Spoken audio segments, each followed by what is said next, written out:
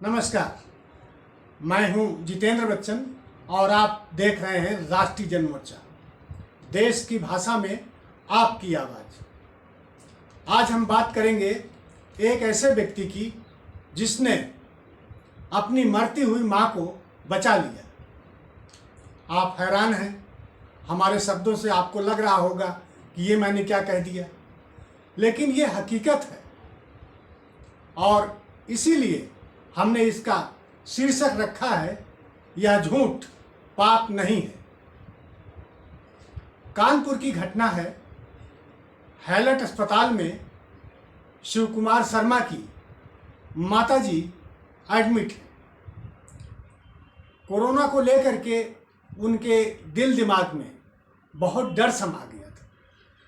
उनकी माताजी को ऑक्सीजन की जब प्रॉब्लम होने लगी तो उन्होंने अपने बेटे से कहा कि शायद अब मैं जिंदा नहीं रहूंगी।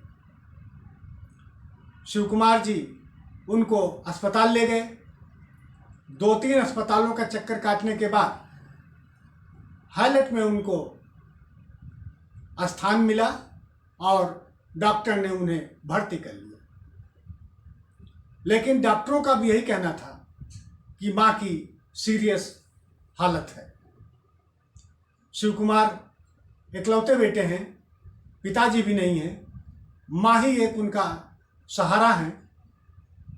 उन्होंने माँ को बहुत समझाया कि माँ तुम ठीक हो जाओगी, चिंता मत करो, डॉक्टर की इलाज तुम्हें बेहतर से बेहतर इलाज देंगे और जो दवाइयाँ हैं उनको ध्यान से लीजिए।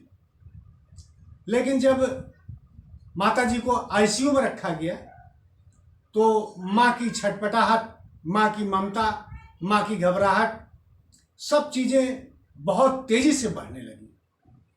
माँ समझ गई कि अब वो जीवित नहीं बचेंगी। उन्होंने डॉक्टर से अनुरोध किया कि आप मेरे बेटे को बुला दीजिए। डॉक्टरों ने बेटे को कहा कि आप आईसीयू में तो नहीं जा सकते, लेकिन हम उनकी बात आपकी करा देंगे। माँ और बेटे के बीच में जब बात हुई तो माँ ने कहा कि तुम अपना ख्याल रखना, अब मैं शायद नहीं बचूंगी। यहाँ बेटे ने एक झूठ बोला, वो झूठ जो उसकी माँ की जिंदगी वापस कर दिया। बेटे ने कहा, नहीं माँ, डॉक्टर ने कहा है आपको अभी और जिंदा रहना है और 1 घंटे बाद सब कुछ ठीक हो जाएगा। माँ एकदम से उसको जैसे ऑक्सीजन मिल गई। उसने कहा, सच कह रहे हो?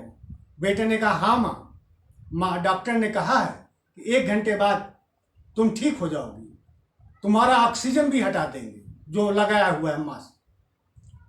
माँ और ज़्यादा स्फूर्ति से भर गई, उसको जैसे कोई अदृश्य शक्ति मिल गई। इस झूठ ने, दोस्तों, बेटे की इस झूठ ने माँ में एक अजीब अदृश्य शक्ति पैदा कर दी और माँ उसी समय से, उसी क्षण से ठीक होने लगी।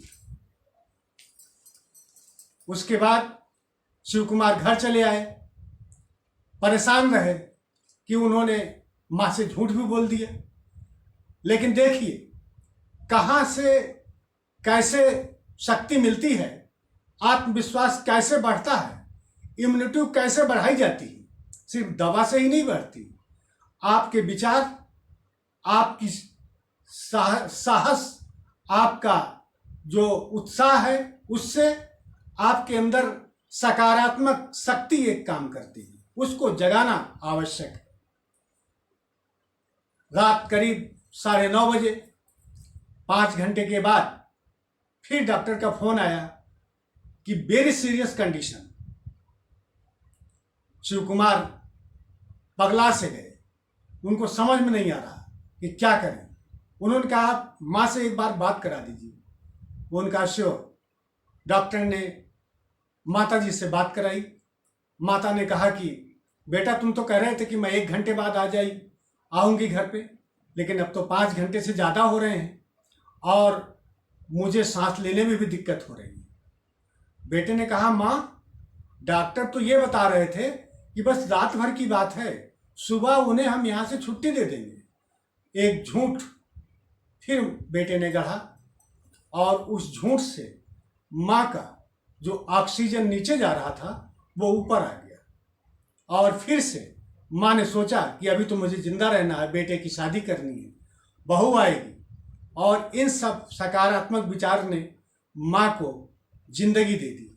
सुबह एकदम ठीक थी और डॉक्टरों ने एहतियातन उन्हें एक दिन और रखा, लेकिन उसके बाद उनको अस्पताल से छुट्टी दे दी। कोरोना की बाजी जीतने वाली ये माँ आप भी हो सकती हैं। माँ ही नहीं, चाहे आप पिता हों, चाहे बेटे हों, चाहे भाई हों, चाहे बंधु हों, कोई भी हो, जब तक आपके अंदर सकारात्मक विचार नहीं आएगा, जब तक आपके अंदर खुद में उत्साह पैदा नहीं होगा, जीने की ललक नहीं पैदा करेंगे आप, तब तक कोई भी बीमारी आपको जकड़ सकती है। दोस्तों, इस बात को ध्यान रखिए, ये एक झूठ आपका किसी की जिंदगी दे सकता है। जिंदगी देने के लिए, जिंदगी वापस करने के लिए, आपको ठीक करने के लिए अगर किसी बेटे ने छोटी सा झूठ का सहारा लिया तो वो बहुत बड़ा पुण्य का काम किया उसने। राष्ट्रीय जनमोर्चा शिव कुमार शर्मा को धन्यवाद देती है और उनका अभिनंदन करती है। हम इनके बारे में आगे फिर पूरी अच्छी तरह से पूरी हिस्ट्री इनकी बताएंगे, इनका आपसे परिचय भी कराएंगे और माता जी के भी आपको दर्शन जरूर करेंगे। नमस्कार।